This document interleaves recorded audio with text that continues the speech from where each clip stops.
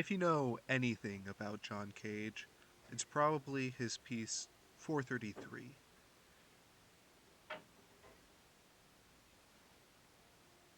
It's exactly what it looks like. 4 minutes and 33 seconds of silence. There's a popular anecdote that when this piece premiered, people walked out in disgust. Is this some sort of joke? Can this be called music? Even with these questions and criticisms, many a modern composer has followed in his footsteps. A lot of people, I promise, are important and cool, but I don't have the time to go into in this video. What's important is Cage has influenced many a composer. People swear by this guy. So, how has he become so important with all this controversy around his work?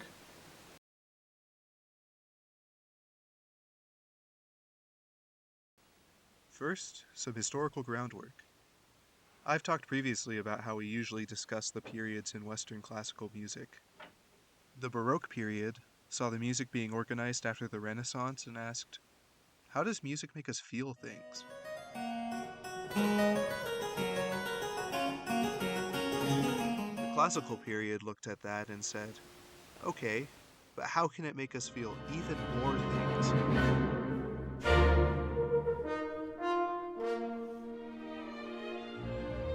The Romantic period looked at that and said, okay, what if that, but melodramatic?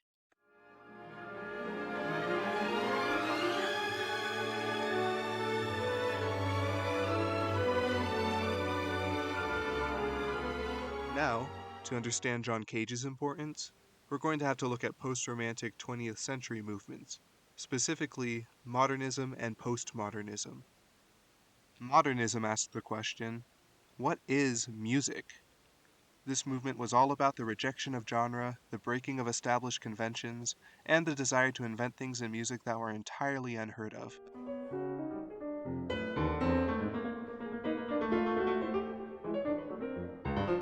Postmodernism emerged in reaction to modernism. In my own words, it asks, why even bother asking what music is when we can barely understand what art is? Postmodernism breaks down the boundaries between mediums, genres, and periods without totally rejecting them. What it does reject is the consideration of something as high or low art, and it dislikes dogmatic adherence to theory rules. It all feels rather tongue-in-cheek. In fact, postmodernist music theorist Jonathan Kramer lists irony as one of the characteristics of the movement. It's starting to sound like a certain silent song, you know?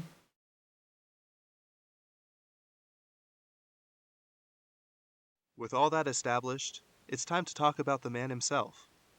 John Cage was born in 1912 in the good old LACA, USA, and he lived until 1992.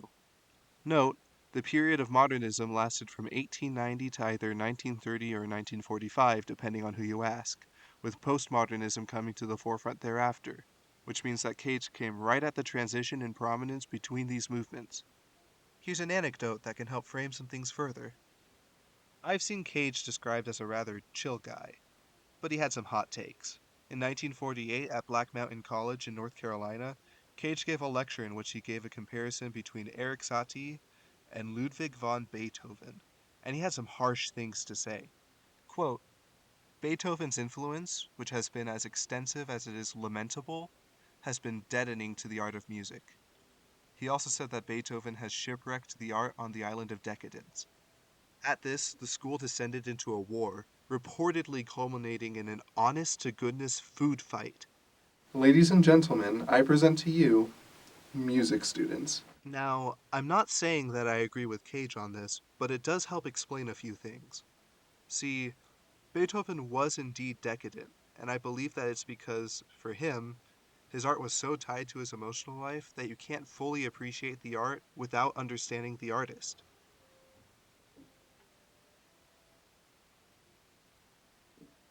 Another detail about Cage can explain why he rebelled against this. John Cage was a practitioner of Zen Buddhism.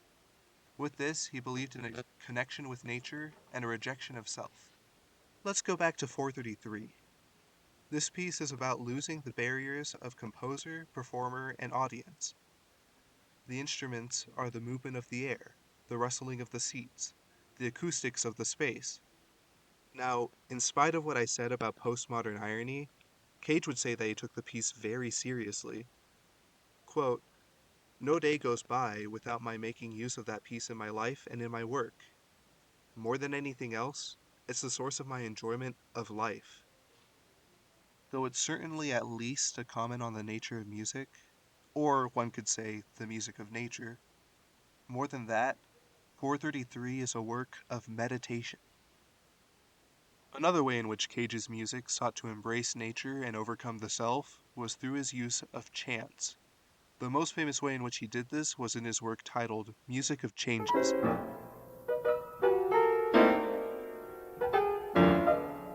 In this piece, Cage consulted the I Ching, which in simplified terms is a Chinese divination text tied to Confucianism that selects symbols out of random operations, like flipping a coin or tossing some sticks. Cage then applied those symbols to his compositions in a fashion similar to serialism. In using chance operations in his music, John Cage sought to imitate the flow of nature, something reflected in the philosophies of the I Ching, and produce music that wasn't influenced by his own judgments and feelings. Though he was primarily focused on composition, some of Cage's most significant musical contributions came not from John Cage the composer, but John Cage the performer. A particularly famous one is the prepared piano. Here's the story according to Cage's own retelling.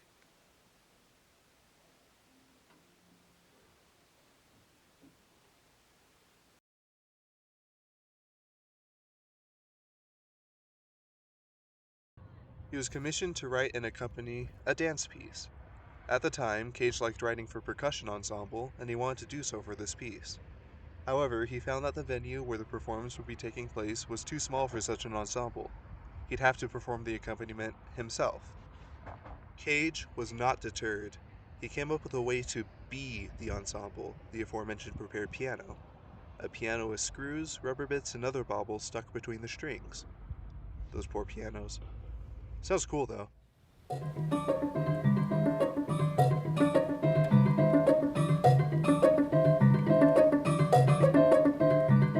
A similar case can be found in our next examples. You see, Cage, as a composer-performer, was also very influential in the world of electronic music. A question arises when making electronic music that I myself have had to confront. How the heck would a live performance of electronic music work? Well, Cage answered this question in some really unique ways, most of which involved turning parts of the electronic music recording process into musical instruments themselves. In one case, he would adapt a method previously invented by Pierre Schaeffer, the tape loop. The idea of ever repeating recorded snippets is pretty simple with our current use of computers, but back when all music recording was done on actual tape, this was a lot more complicated and involved literally looping the tape around an external object. You bet Cage turned this into an instrument.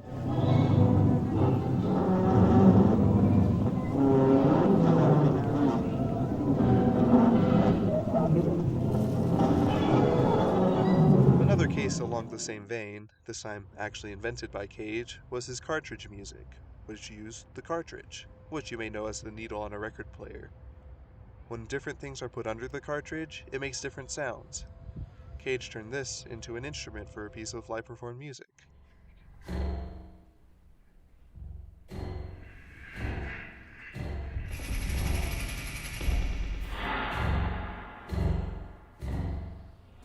With his electronic pieces, and with much of the rest of his music, he seems to look at every point in the music making process and ask, can this in and of itself be music?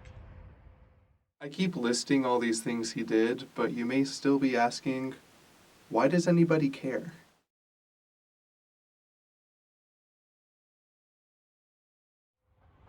Of course, there's a historical element to this, having to do with all that stuff about time periods and their musical movements at the start of the video.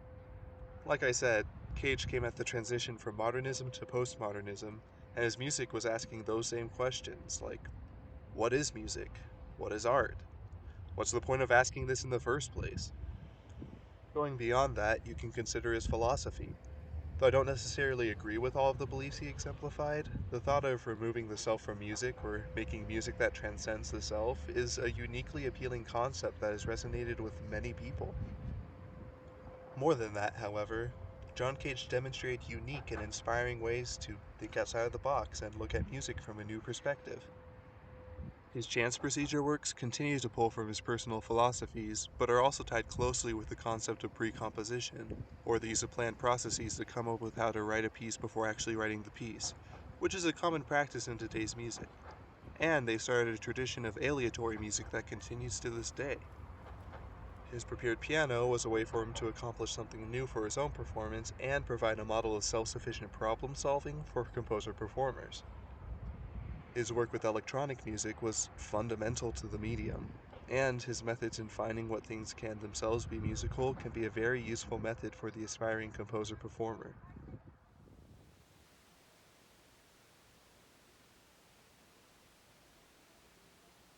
Really, though, what I think John Cage would want you to take away from this is when you find yourself in silence, to see the music that's in it.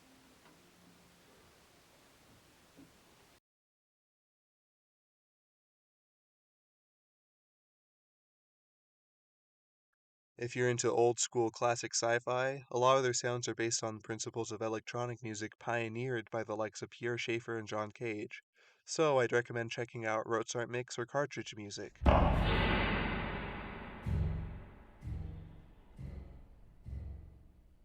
I'd especially recommend looking for a recording of a live stage performance.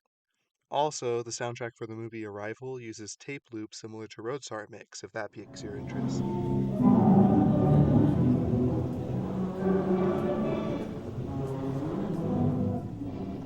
If you look for music with a solid beat, you should listen to Sonatas and Interludes, a series of Cage's prepared piano pieces.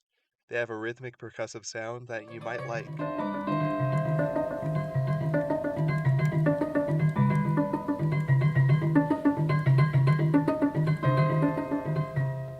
If you like ambient music or you're looking for something with more of a classical texture, I'd recommend Postcard from Heaven, which is a series of pieces for harp and voice that also show off Cage's use of chance procedures and extended techniques.